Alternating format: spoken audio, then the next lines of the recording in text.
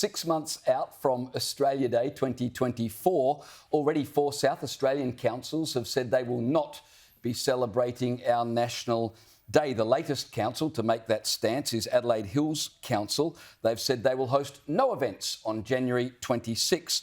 The Mayor of Adelaide Hills Council, Jan Claire Wisdom by name, not so much by nature, says for many Australians, January 26 is a day of celebration and national pride. However, many Aboriginal and Torres Strait Islander peoples and non-Aboriginal Australians consider it a day of mourning.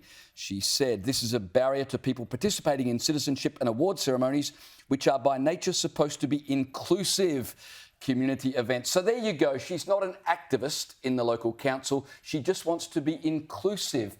Well, she needs to answer the question, if you move our National Day to a day other than January 26, how's that inclusive of all of those who want to keep it on January the 26th, which is the historic day? It's not just that council, but the City of Mitcham has said they will not celebrate the 26th either. They say that by doing it on a different day, they'll save, get this, Caleb, they'll save ratepayers $13,000. Oh, wow, thank you so much for thinking of the ratepayers.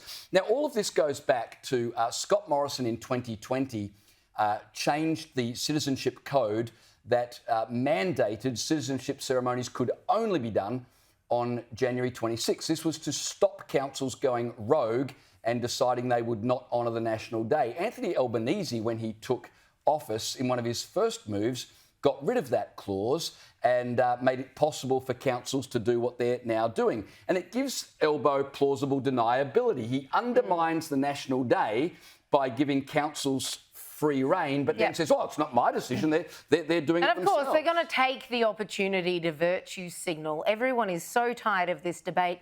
Nobody voted for this, especially when they pick their mayor and their councillors and whatever have you.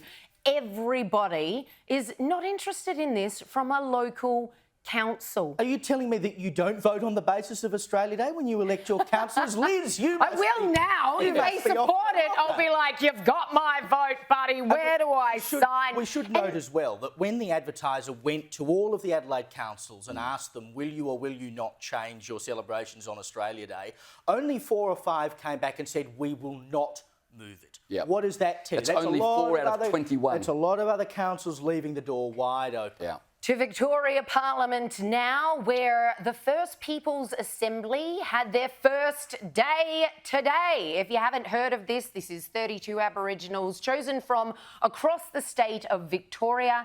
They are tasked with, quote, addressing the ongoing traumas of colonisation, end quote, through a blanket treaty with the state of Victoria. Now, one could easily argue this is a far more sensible approach than Queensland's, who inked their path to treaty, whereby each tribe in Queensland, and there's over 150 of them, get their own treaty. Nothing's off the table, etc. and so on. Victoria are taking a statewide approach. This is a nation first.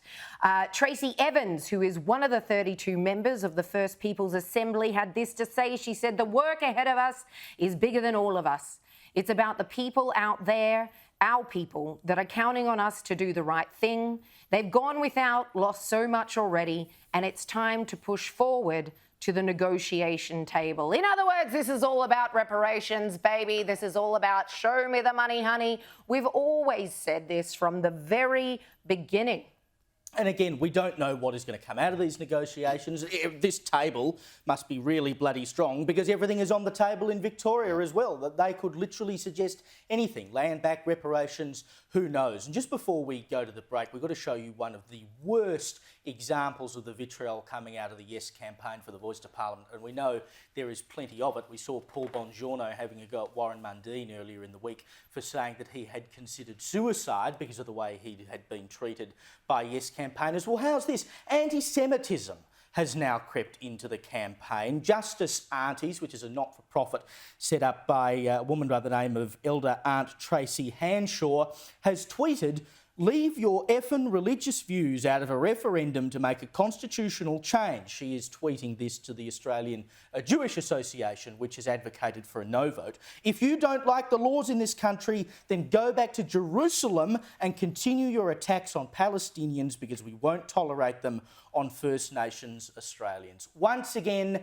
the Yes campaign proves that this is not a campaign of love. It is, in fact, a campaign of hate.